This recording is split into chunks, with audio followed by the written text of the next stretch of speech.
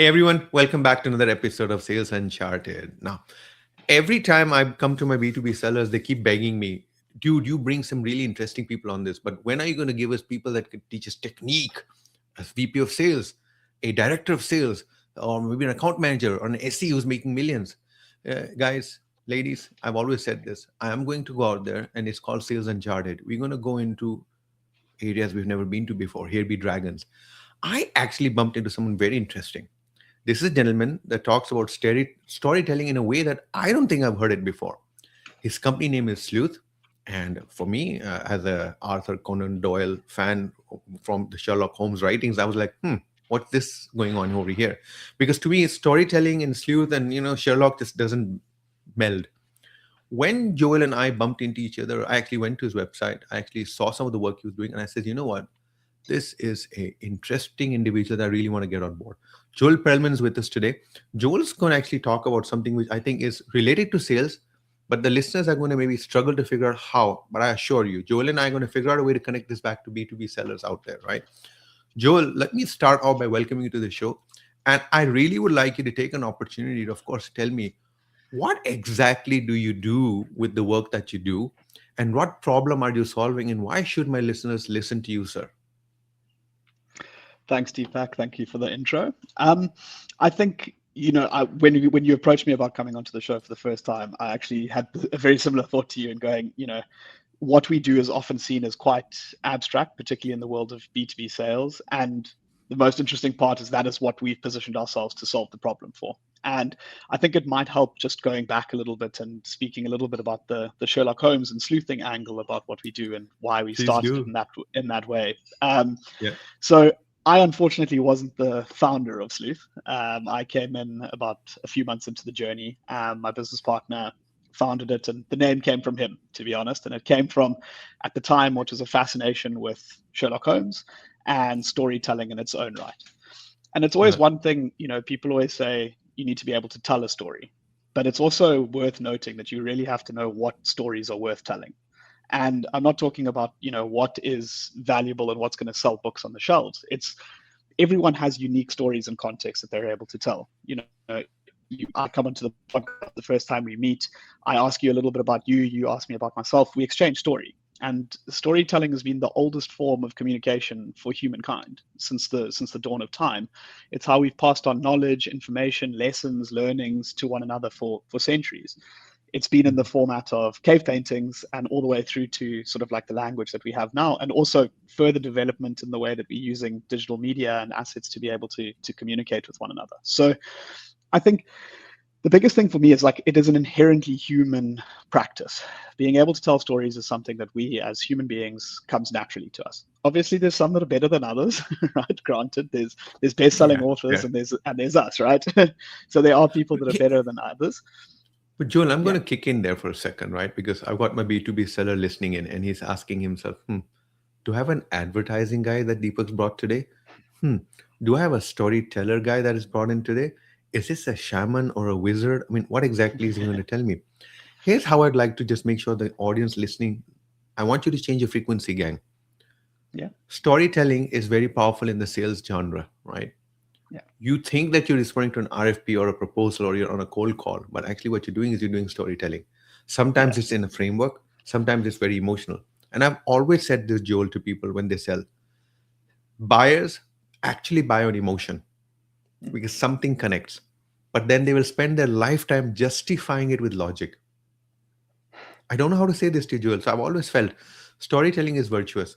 If we are in sales trying to build what I call bonding and your rapport relationship, right? Yeah. A lot of salespeople fall into the trap of talking about, let's say, oh, I see you have a golf club. Do you golf? I also golf. And then there's an artificial construct being created around golfing, right? And I've actually been pretty amazed with how storytelling can actually not be about storytelling, can also just being about making the discovery process more lively, more enriching for Yeah. both parties, right? And a great storyteller is not prescriptive, I think, the way that you guys approach this. So that's why I wanted you here. And I really want people to now start zoning in and tuning in as we get going with this, right? Now, before we get into any more, I really want to give an opportunity, boss, to help me here. I have spent 34 years, Joel, in the corporate world, right? And I'm going to be very honest with you. I thought I knew it all, right? senior director of this, vice president of that, and here we go. We start our own consulting firm in September 2024. And this is how the first five calls go, Joel. Who? And I'm like, hi, this is Deepak from Jabulani Consulting, because that's what I named my company after, Joel. I could not resist naming it after a Zulu South African word, right? Meaning rejoice. And Yeah. everyone's like, "Hi, who gave you my number?" And I asked myself, and I said to my wife, wait a minute, that never happened to me before. When I call from HP, Gemini, people don't answer the phone respectfully. And she looks at me and says to me, yeah, because it wasn't you, it was your company calling. And Yeah. Joel, that was the first insight I actually had. And I actually realized how dumb I was to have forgotten one thing. My entire existence had been for the corporate world. And here you are, you've been doing this, you're not affiliated, I mean, you're your own agency, right? You're your own, you guys Yeah. on your own mission. Yeah. When you become an entrepreneur, and I have to ask this to just get the ball rolling, what was the biggest thing that surprised you about what you had to do and what you had to change about the way you thought, Joel? And I actually don't know whether you even have any corporate experience, but as an entrepreneur, what did you feel? No corporate experience from my side whatsoever. This was my first. This Lucky, was my yeah. lucky. I count my blessings. Yeah, this is my first foray into the working world as well. Was straight into this job and into this career. So, I think the biggest thing that surprised me is I never thought that I never considered myself to be entrepreneurial. And I think that was the most, and this will come in a bit later in part of this conversation, is I never considered that to be who I was. And I had spent a whole lifetime framing this identity of being the a really good student who studied hard and followed the path that was laid out in front of you. You go to Yeah, high school, you yeah, graduate high school, you go to university, you graduate university, you do your masters, you do your honors, bravo. then you go, um so I was the person on that path the whole time. And I think the biggest surprise that I found in going on this journey was, for me, it was taking a risk. And taking risks is not the thing. Like, if anyone knows me well enough, they know that taking risks is not my game, typically. But Yeah. I have to be honest and just say that, there's something about being able to shape your own identity in a way that works for you, rather than having that shaped around you in a corporate environment, that I think is appealing to people that were in, or younger people that were in sort of like my stage of life. It was quite easy at the Yeah. end of university to follow everyone to one of the big four accounting firms, or everyone to one of the big five consulting firms and things like that. And Or creatives or whatever. yeah, I'm with you. or But in Joel, any there's field. Yeah. something, but there's something very different in what you said. Typically, when I speak to entrepreneurs, they give me some wisdom. I wanted to work at my own pace. I wanted to work at this. And you're actually talking about that it was something that was closer to your identity. You just felt that this was something you had to do or could do. You had your fears, you had your rational fears, I would say. Not just you, man. There's millions of us who think exactly like Yeah. you. It's, I mean, in fact, my biggest joke, and I come from an Indian extract, right? And Joel, Indians can be very, very, very predictive. Oh, they look into the cradle, the baby is born, and the first thing out of their mouth is engineer. Then the mother says, no, no, no, no, no, doctor. And then the uncle says, lawyer. And the poor baby is like, sales, sales. But no one's listening to that poor child. And it's for me, I think I actually relate to your explanation quite well. For me, when I started my corporate journey, I actually came from an entrepreneurial family and I actually walked away from it because I did not like the fact that because entrepreneurship is difficult, man. It's extremely Yeah. difficult. Now, what I want to do is, Joel, since you are a narrative guy, you're a storyteller, right? Let's talk a bit about the fact that how exactly do you see storytelling help companies that are struggling to communicate? What happens? Why do they struggle badly? I've had this situation at a B2B seller level, right? You have some organizations and some people that get their storyline very well, and some just struggle. Is that an identity crisis? What exactly is going on? What's that thought process? Talk about it a bit. I think it exists at different levels. I think that you mentioned the words identity crisis, and I think in some cases that is 100% correct. I Hmm. typically find that in the work that we've done and in a lot of the brands that we work with, you find that to be in founder-led businesses, right? Where the identity of the brand and identity of the business is very closely attached to the founder or founders that set it out. The beauty in that, though, is like that gives a very strong DNA to the brand and the business itself. And for me, like we view story and narrative in particular as like human DNA. It's something that you're born with from day one. That day, first day in the Yes. cradle, you have your DNA strains, and that stays with you your entire life. There's extrinsic factors around you that influence, the way you dress, the way you cut your hair, the way you speak, the things you study, Fair. how you present yourself. But right at the core of who you are stays the same from day zero to whenever that to infinity, right? Despite all the uncles and aunts looking and screaming at you, engineer, doctor, you're right. Something Exactly. inside you. You So, always wanted to be in sales, right? So for me, that's where the beauty in founder-led businesses and in helping them cry or communicate value is that core element stays the same regardless. And if the founders are aware enough and self-aware enough and brand aware enough of their own businesses, it's very yeah, easy to communicate that and extract that. Where you start to lose it, in my view, is, and again, this is on smaller sample sizes than I'd care to, sort of admit to. But in my experience, in bigger businesses, that's where you get further away from that founding element and that core DNA, and that's where you start to yeah, lose the ability yeah. to communicate value the further down the chain that it goes. So, there's some great stories, and one of the ones that I always reference is JW Marriott, the Marriott Hotel Group. And I mean, if you haven't sunk your teeth into that, that is one business that's over 120 years old now and has managed to carry the DNA of a founder all the way through in everything that they do and how they represent themselves. And it's a really strong, powerful case study to look at in this scenario. But I think that's the part that people struggle with. And when I started at the beginning, I spoke about the fact that storytelling is an old art form. It's the way we've communicated for centuries, and businesses have started to forget that for now, and I say that for now, businesses might be selling to businesses, but at the end of the day, there's a person on either side of that decision, right? Exactly. And those people want to be communicated in the formats that they are familiar with and they know. So it's one thing for me to be able to tell my story, but it's also, in order to have my story resonate with you, I need to understand parts of your story too. And I think that's where, in B2B selling in particular, it's a lot easier. You've got maybe handfuls of decision makers who you have to understand their context and their scenarios. On a consumer Right, scale, right. the reasons why people buy Coca-Cola, right?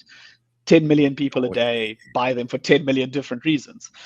Making a correct. big contract decision at a B2B level, you only really need to understand a few people's drivers, motivations, and things to be able to tell that story and be able to communicate with them. Joel, So let's that's the part I let's found. let's let's double click on that because you said the magic word Mm. B2B selling, which is my exact audience listening right now.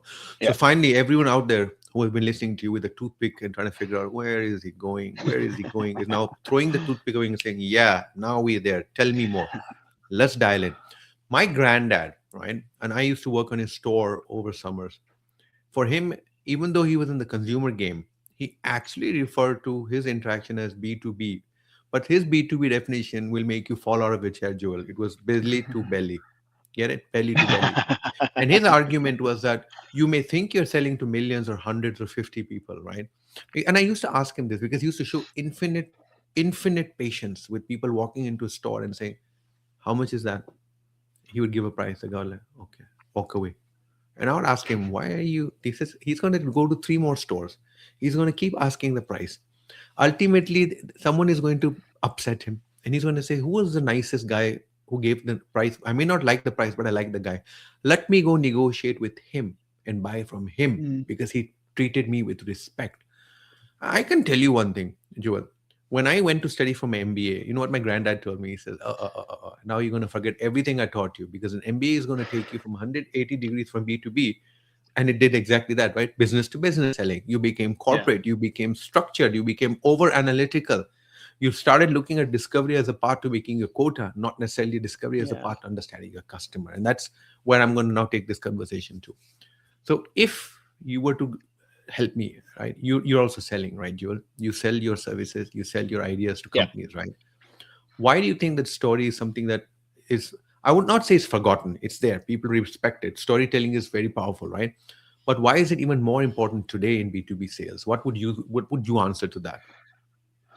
There's a couple of factors. The first thing for me is like, and you've touched on it right now, in that people know that it's there, but it's a lot of it sits in the subconscious. And it sits in the subconscious parts of the person's brain, where you're sitting there Yeah. going, I'm telling you a story inherently. You just told me a really fascinating story about your grandfather, right? And for a lot of people, they don't recognize that that is the way that they're receiving the information. Right. It's just a two-way conversation, and you don't consciously recognize that that is actually what's happening. But your brain is processing it that way, and there's a lot of neuroscience that supports this. And we can go down a whole huge rabbit hole about that. Not that I'm a neuropsychologist, but Yeah. there's a whole lot of science that supports that fact. So we as human beings, we kind of know that it's happening. Well, we receive information that way, but we don't always know that it's happening in that way. And I think that's the first point. The second point, why it's becoming even more and more important. And again, I'm going to be that person that calls it what it is, but there's just a lot of shit out there. And there's a lot of noise, and there's a lot of mess, and there's a lot of inauthentic and disingenuous mess out there. And it's really easy to get lost in that. It's very, very easy, not just for you to lose yourself in that, but for people to not be able to understand who you are, what you do, and why you are a valuable person to listen to amongst Yeah. the billions and billions of data sets of noise, if we're being honest, that is out there. So So I think it's just become more and more important to communicate authentically as humans in that realm. fair, Joel. There's something you said. I want to just get into that. Right? You just said inauthentic, and I have a suspicion that you and I are going to talk about AI very soon. But before I go to Yeah. AI and get into that conversation, right? At the end of the day, there's a lot of people thinking that, okay, so Joel's into storytelling. Isn't storytelling just another form of persuasion? And when we talk persuasion, a lot of people then accuse marketing of, making me buy stuff I don't need. So what do you think most businesses misunderstand when we talk about persuasion, Joel? I think the conundrum there is persuasion versus manipulation, if I'm honest. And Uh-huh. I think as consumers, I think there are a large portion of consumers that feel as though they are manipulated into making purchasing decisions that may or may I'm one not of be those. I'm one beneficial of in the those, long man. run. Yeah, I'm one of those. I I'm am one of too. those. I'd be the first person to put my hand up there as well. So, but I also feel like I'm one of those people that after making purchasing decisions go, I didn't need to buy. I'm an Apple ecosystem person, right? I attach a part of my identity to that. Every time I buy a new iPhone or a new MacBook or something, I'm like, oh man, I feel like I've been pulled into that again. I've been pulled into paying for something more than I needed to because of that. And there's billions of use cases of that, right? So I think But that but, that's one but of the and major of course you factors. had to go and you had to go and talk about the single biggest example that people will always give me about storytelling narrative, buying something that is maybe something you don't need. And I think Apple's done a fantastic job as well as made a great margin Yeah, out of that process, right? So yeah, I don't want to argue to that, but here's a question for you. Apple is Apple, but what happens in a commoditized market where many of us are struggling, right? I got, let's say, people make notebooks, laptops, and everyone competes against each thing, yeah. right? How do you think narrative can become a competitive advantage in that scenario, Joel? What changes? I do think that in being able to, so narrative is some, and narrative and storytelling, they go hand in hand. Those are things that create context, right? And they create a shared conscious around context. So, I'm going to use Apple as another example here, just to iterate the Yeah, point. yeah, But I'll yeah. get into some B2B contexts of this now too. Um, like it sometimes boils down to something as simple. Let's move away from the Apple example. Actually, let's use Nike. Sometimes it boils simply down to something like a just do it. Okay, and Yep. every marketing textbook will tell you that it's so cliche and it's just a tagline, and it is. But those three words have unlocked a whole deeper meaning in people's Yeah. subconscious about the way that they're going to make decisions and why they choose a brand over another. Um, so why do I think it can become a competitive advantage? I think or why it is actually, to be honest, I mean, I'm going to have to put my Already, own yeah, business hat yeah. on here and say, like, I have to say that it can be a competitive advantage, is because in many ways we've become so accustomed to having noise thrown our way, right? And our brain can only process so much of that. So every scroll through LinkedIn, every scroll through Instagram and TikTok and Twitter and things like that, you're having things constantly thrown down your throat.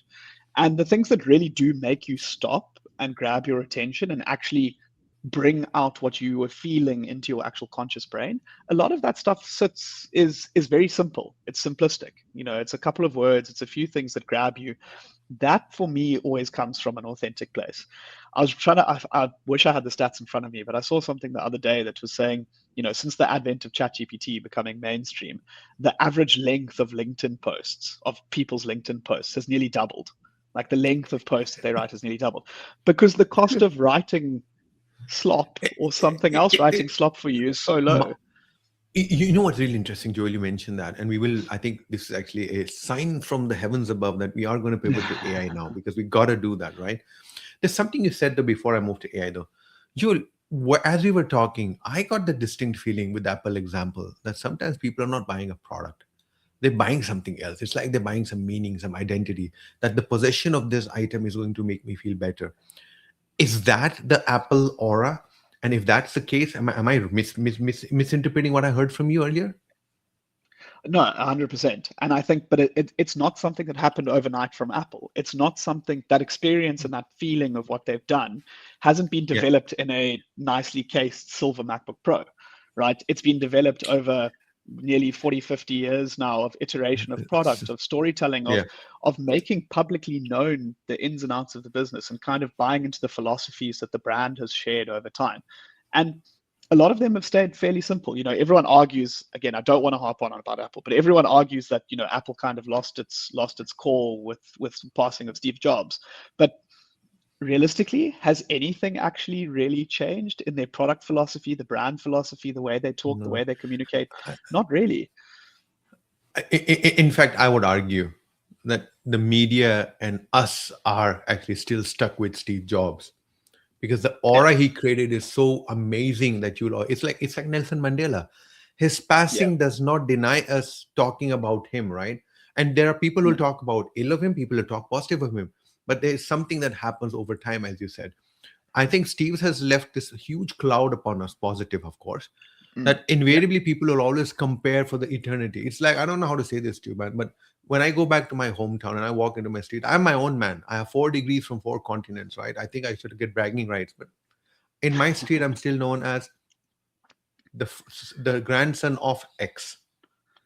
And there's a sense of pride in that, and I think that's the challenge, right? When mm, people keep referring to as grandson of X, then they're going to talk about X. They're never going to talk about the poor grandson, I guess. But let's go to AI, because AI is, I mm, think, a big ticket item and a big concern for me, right? We just yeah, spoke about AI slop, and there's something very powerful in what you said, and I want my sellers to lean in on this one. There's something you said which I've never even thought about. I had never thought about the length of a, and it LinkedIn makes post. perfect sense. 4 years ago, when I first got introduced to AI, at least LLM generative AI, right? Mm, I've always been a predictive analytics guy. My doctoral degree was a structural equation modeling, blah blah blah, statistics. I yeah, kind of know my numbers a little bit, right, Joel? But here I was like sitting there. I'm like, I've never been a coder though, Joel, right? And here I am. I'm like, and my initial reaction to AI was, what is this? yeah, Within 4 months, I was leaning forward because about 2 years ago, I just looked across at my son and said to him, "Good luck, Mr. Software Engineer. Good luck to you, yeah, sir."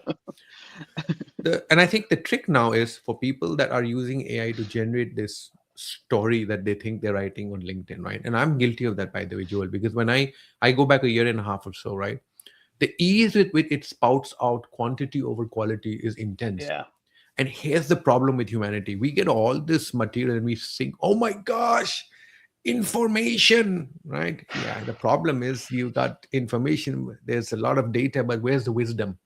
And I think mm, that's my problem. Let's switch yeah, gears. Let's talk about AI.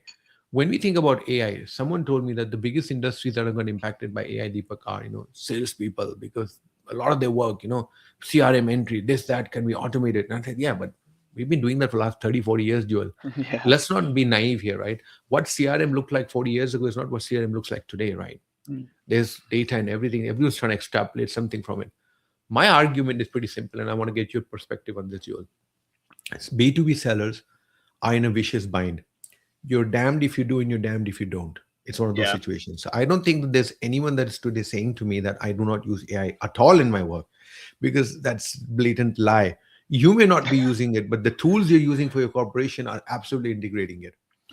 yeah, Question for you is, and I think you've already alluded to it. You spoke about the length of a LinkedIn post as a LinkedIn proxy post. for. Let's Mm, talk a bit more about this.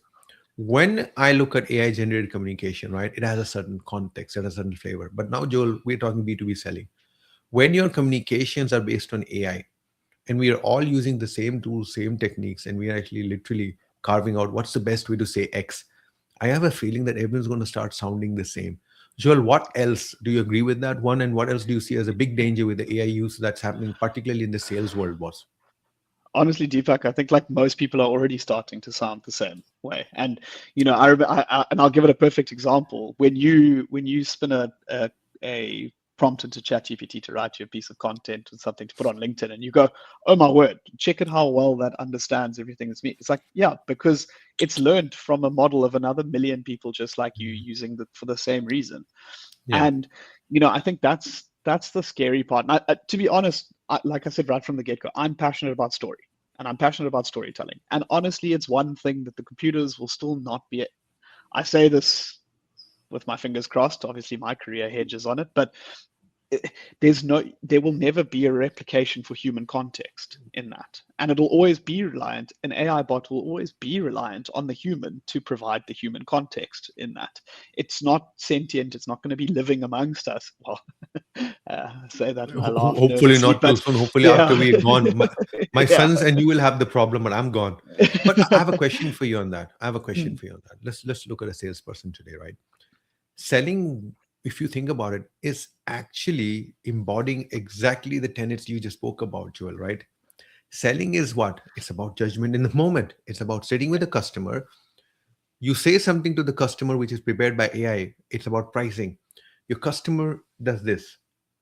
Yeah. Your AI is not in the room at that point, but you are. You see that and Yeah. you know, oh, okay, right, I got to do something different. Now, are you going to wait for a chatbot to tell you what to do, or are you going to have to come into your senses to do something at that point? One of Yeah. my biggest areas of research, I've spent the last 1 year on this agonizing, is I actually now have proof that people are getting dumber with AI. I know it sounds funny. I looked at a lot of the new salespeople that have come on board and early career people, and I talk to them, right? When I give them something to do, I get a response which is slick. I kid you not, it is brilliant. So one of my customers was interviewing for a role in sales, right? They gave him a business case study to prepare and then position. He came to me and said to me, I would like to practice on you. And I said, absolutely. So he said, I'm going to send you my slides. He sent me the slides. I saw the slides. Joel, I was like, oh my God, this is McKinsey quality, right? Mm. And then he presents to me. And Joel, what he presented to me was like, I don't know how to say it, dude, but like Peter Pompey's, corner barber salon. The guy that Yeah. tells you why politics is this, that, the guy that doesn't know what's happening in the world but has the most to say. Yeah. And I Yeah. stopped him and I said to him that, have you sent these slides to the customer already? He said, yes. They are prepping and we're going to present it tomorrow. And we're going to make this, we're going to hit a what home run. And I'm like, Yeah. oh. I said, you don't own this. They said, what do you mean? I said, you don't own the slides. The ownership of this slide is ChatGPT 4.0, 5.5, something Yeah. else, but not you. And it's evident. Mm. And Joel, I can tell you, he didn't get the job. Despite working with me for 2 hours to own those slides, he never owned it because it wasn't his to own. And Yeah. Joel, I don't know how to say this to you, and maybe I'm digressing and I don't want to bring it back to you, but Joel, this is a huge problem for me. Remember, you are cut from a different cloth. You are creative. You are used to putting words together and making Mm. sense of words. A lot of salespeople are not coming from that genre. So my caution to them is that the more you rely without actually doing the right things, you're going to find yourself in trouble. And I think that's what Joel. Yeah. Now you just said something which makes you very self-aware. You know the dangers and pitfalls. Right now, I'm looking at a lot of salespeople entering, and they are completely trained from day one itself. Their AI writes their DM for LinkedIn. The AI writes the email, and if they don't want to do it, the company tells them, "What do you mean you don't want to do it? We just set up the system. It sends 100,000 emails per month over 3 salespeople, and if you don't do it, Yeah. you're not going to make quota." Now, Joel, let's bring it back home. So here I am. We can create content instantly, right? We can create Hmm. speeches instantly. How are we going to ensure that what we do create remains valuable and connected to humanity? Any tips from you, Joel, as a salesperson? I'm going to get all this junk. I'm going to prepare. Yeah. I'm going to go. I tell you what, there are companies like Humantic AI as an example, right? Sybil. These are tools that literally are running and tell you LinkedIn profile. They read the people's writings and try to predict you. Here's the funny Yeah. thing. Most people's profiles on LinkedIn are created by them using ChatGPT, number one, or an Yeah. external writer, Pujol, right? Number three, most of the spiel that is being broadcast out today, if it's 80% based on AI, then we are actually teaching AI on AI to predict humanity. That is the scariest thing for Mm. me, Joel. But Yeah. I'm not putting anyone down. But Joel, from your side, how do we preserve our humanity in this entire turmoil? Well, I think Deepak, the scariest thing for me in this context is that we've defaulted as human beings to outsourcing the one thing that only we can do to ChatGPT, which is the thinking, right? And the people that aren't Kaboom! using it correctly have outsourced their thought process to ChatGPT. Don't do that. Outsource your hands, right? Outsource the fact that it can write 10,000 words in a matter of time, but you need to provide the right inputs into the process. And this goes back into any in systems thinking, right? It's inputs, process, output, right? In its very simplest form. If you put, excuse my language, if you put shit in, you're going to get shit out. Um, and Well, that's the so for scary my thing for me. audience, please replace that word with garbage. Yeah, if you put garbage in, you'll get garbage out. Um, and I think that's the part that is the most concerning for me. But why do I think it matters is that realistically, the people that still put good thought to what they're saying, why they're saying it to, and to who they're saying it, it's way easier to stand out from a crowd in commoditized markets now if you're the person doing that. It's Where maybe 5 years ago, the first person to use chatbot to generate 30 LinkedIn posts in 10 minutes was the person that stood out because nobody else was doing that. Suddenly, like going back to doing the things that were real, authentic, and human is the thing that's different. And it's happened maybe so quickly. It's happened so quickly. it's here's the funny part. I've always told my wife, darn it, I always miss the the peak. I always come Yeah, on. It's like innovation curve. You're a laggard. When yeah, everyone else has made their millions, then Deepak comes along to make his $100,000. Here's how I look at it. I do agree with you. When I look at what's happening with AI, I do feel that customers are already telling me they're exhausted because the mm, same chat GP that you're using to sharpen your message, and that they're also using it to decipher your message, to yeah, read your RFP, and even write your RFP, then actually make life difficult for you in conversation. yeah, I was speaking to a salesperson. He says to me, Deepak, you know what? My buyers are now 2x, 3x more smarter. I am actually not starting at point A or point 2 anymore in the sales process. I'm typically starting at point 3 or 4 because they've done a yeah, lot of homework. They have actually understood. And by the way, if you sit in front of a customer and say something else, and you have written something else, that also gets picked up very quickly. yeah. But Joe, let's keep going. I'm a salesperson, right? And as a salesperson, I am looking on this call to Joel. I hear a lot of stuff. But Joel, what are the two skills that you think a great salesperson has to adopt today that they will literally look at that as, let's say, arrows in the quiver going forward? What would Mm. those two skills be?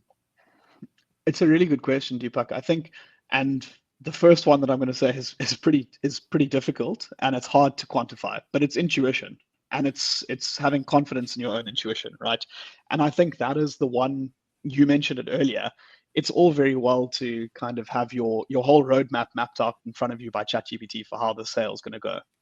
You then sit in front of a person and That, yeah, that moment of you truth. say something, and that someone looks at you like that. Okay, correct. If you don't support your own intuition in the way to go, and if you haven't done the work beforehand to understand the context that you might find yourself in, you're going to sit there going, what, how do I answer this, how do I solve for that problem? But if you're confident enough in your intuition and your ability to read people and read situations, that's great. So that's the second point for me, is like situational awareness is the priority. That's the one And I still. think this is really Yeah, powerful because I think that in the last 5 minutes, we've kind of gone from first be self aware of how you use AI. And now we're also talking about situational awareness, which means that yeah, you have AI as your ally. We get that. We're not saying not to use AI. We're saying use it in the right way, in the right context, and always remain in yeah, control. For me, one of the biggest things, Joel, that frustrates me, and I cannot tell you, is the complete abdication by the use of this term human in the loop. What they've done mm, with that is that it's now that the AI is there and that the human is there to convince people that the AI is not as bad as it is. I think AI is yeah, good as long as you are controlling it. So for me, it's actually not yeah, human in the loop. I have to say that human is always at the core. The AI is in the loop. And I think this mm, entire mindset has now gone and created some very kamikaze engineering. As an example, I presented in New York Tech 2 weeks back, and someone mentioned that of the 300 odd submissions that came in for pitches, 97% had AI at the core of it, right? And then they specifically, in the last six, by the way, two people made the cut who actually were making an offering that had nothing to do with AI. And I love yeah, that. Those yeah. two presentations got the most noise in the room. Isn't that a Mm. signal, Joel? Watch this Yeah, space. There's something going on. I think people are Yeah. getting tired of this rapper methodology that, oh, you know what, I'm going to do this, I'm going to do that. And we're now trying to predict human behavior and so on.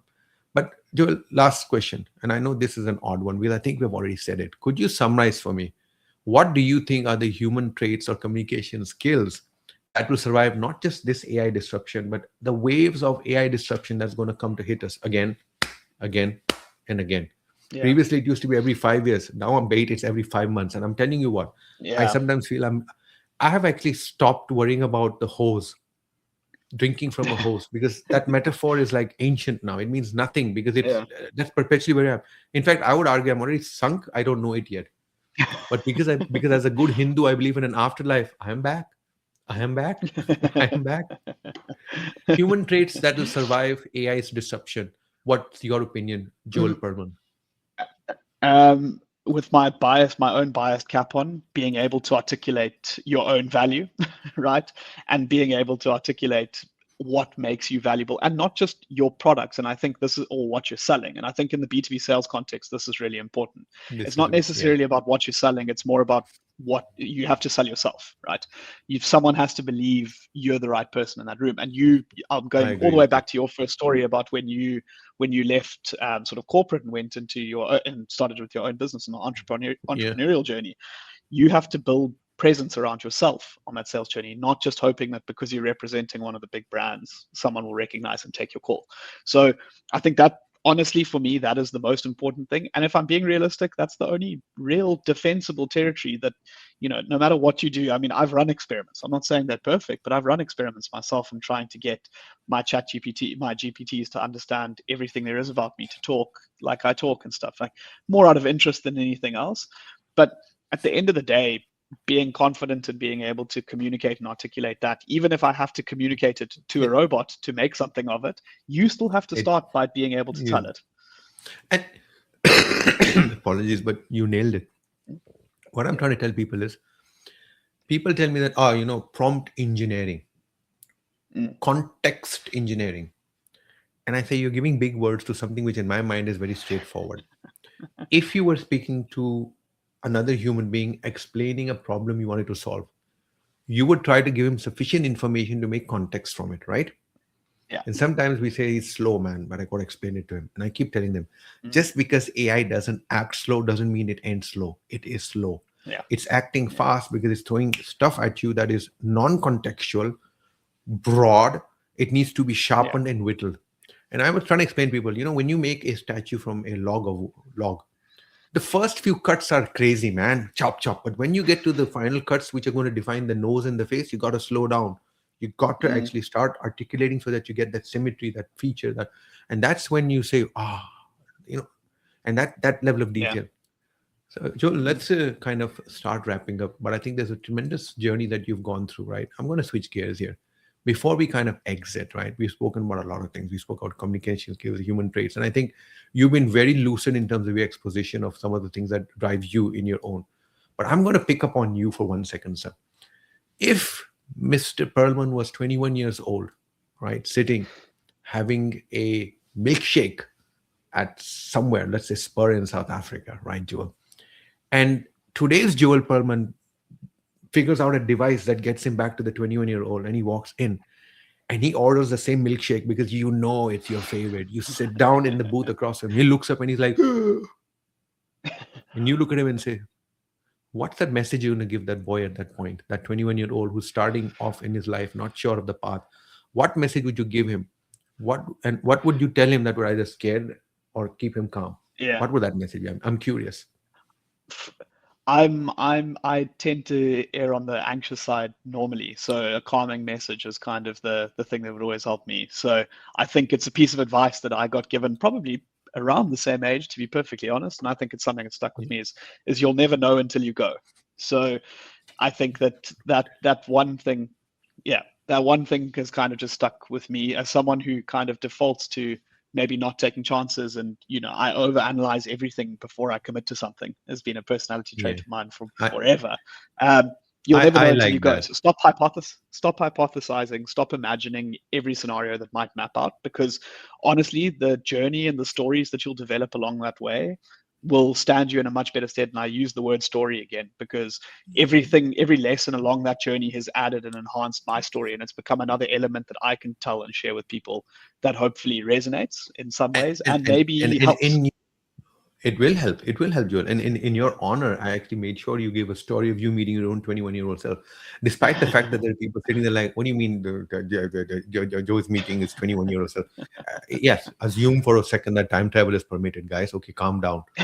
The reality is that, Joel, when I actually was asked this question of my own self, right? I asked it to myself and I said, you're going to ask a guest this. What's your answer, Deepak? I actually realized, similar to you, Joel, I think that I'm scared all the time, right, Joel? There's so much going on in the world, right? From the outside, we are confident, we're happy-go-lucky, and so on. But inside, there's always this question. I just Yeah, presented this customer. It's one of my biggest deals. Will he come back to me? And then he ghosts you, right, Joel? And I can kid you not. People tell me, but Deepak, you kind of feel like a duck, oil off a duck's back, or whatever that phrase yeah, is. Joel, no. Even today, at age 55, I tell you what, I remember customers that disgraced me, never came back 10 years ago. But there's also a moment of truth. So when I thought about what I wanted a message that was going to go to 21-year-old Deepak was that you are the type of person that takes failure at heart. Don't make that mm, mistake. It's not you failing, it's a data point. Take that data point and do something with it because you are someone who loves yeah. numbers, right? And my wife always laughs when I say that, Jewel. She says to me, love numbers. You stand every day on the scale. You scream bloody murder, but that still doesn't mean that you're not going to come back for thirds or seconds. She says, I don't understand this. Here's a guy who says, I am very disciplined with numbers. I make my decisions on metrics and numbers, right? What you inspect, we must respect. She says, all this blah, blah, blah, blah. And then you still Hey, cannot control that's a your weighing machine. counterpoint. What can I say, Joel? What can I say, right? Joel, I, I really like this conversation, right? And to salespeople out there, I would like them to dig in deeper into this conversation. What I typically do is do a write up. I can Mm, already see that a lot of things that you said from a storytelling narrative point of view will be very meaningful to salespeople. And I really encourage them to think about that. But Joel, as we kind of move our ways, part our ways, you're based out of Cape Town, South Africa. Joel, where exactly are you based? yep, Cape Town, South Africa. Very Cape Town, South fortunately Africa. so. Yeah. Very fortunately so. And I can tell people on this call right now, ladies and gentlemen, if you're saving money to buy a new car or to do a Harley Davidson at 840, I highly recommend postpone that. It's a waste of time. Rather go rent a Harley Davidson and go figure out Cape Town. There's a Yeah. reason why it's called the mother city. I have had some of the best times of my life in Cape Town.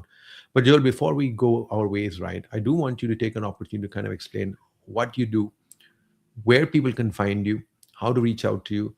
Feel free to brag a bit. Tell us a bit about what services you offer and where and how you can make a difference. B2B sellers may not, but they do work for companies, right? And I want them to be Mm, sure that they understand that there's this unique individual that Deepak brought onto this from all over the globe. People come onto this, right? I have a huge love and respect for South Africa. I spent 15 years there, Joel. I've always said to people that if you really want to see some creative geniuses and some really amazing stuff, please give South Africans an opportunity. They are the yeah. best. And Mr. Perlman, listening to you, I think I got a lot out of this conversation. You absolutely put the dots in the right place. You put the cross them perfectly. I would like people to experience that by knowing how to reach out to you, where to find you. All yours, Joel. Go ahead, sir. Brag. Thanks, Deepak. I really appreciate that. Honestly, you can find me and my company Sleuth at www.sleuth.africa. That's the easiest place to get hold of us and find us. You can find us on major social platforms and everything. You'll notice we're not the most active agency that you'll ever come across in your life, and that's kind of intentional. We've spoken about the mess that is out there on the internet now, and it's intentional to make sure that what you're talking about is valuable to the people that need to hear it. So you can find us on LinkedIn, Instagram, are the major ones that we sort of play on. Sleuth Africa and sleuth.africa is where you'll find us. Um, and honestly, like from my side, what we do, we are a narrative studio is essentially the way that we position ourselves. You know, everyone says I'm a brand studio or I'm an agency or I'm a marketing business, and we're a narrative studio. So we want to help businesses and brands tell better stories that resonate with their customers and that resonate with their teams too. So if you're someone within like working within an organization that you're struggling to communicate the story that you need to of your own brand or of the business that you work for, those are the problems that we try and solve. A lot of the issues that we try and work for is trying to get larger organizations to have everyone singing from the same song sheet? How do you give everyone that same narrative core to be able to communicate the value that you can provide your customers in bigger teams? So always happy to have conversations like this. I used to brag that the majority of my job was just talking to people, because the only way to know what stories are worth telling is hearing all the stories that have to be told. Exactly. Um, Yeah. and I'm passionate about that. So if anyone wants to find us there, we'd love to have a conversation. We're based in Cape Town, but fortunately for the internet, just like this call, you can find us pretty much anywhere and anytime. And me and my team would love to host anyone in Cape Town and meet face to face if that opportunity also arises. Absolutely. So, Mr. Perlman, I really appreciate this conversation. I think there's a lot of gems in there. Highly recommend my audience. I'm going to do a write up on this. I'm going to tease out the ones that really resonated with me and I think will resonate with B2B sellers. I'm going to try to get this podcast out as soon as possible, Joel. I think this is a great message you had. Thank you for your time, Joel. Take care. Thanks, Deepak. Cheers. Good to see you. Okay, bye. Absolutely. Bye bye.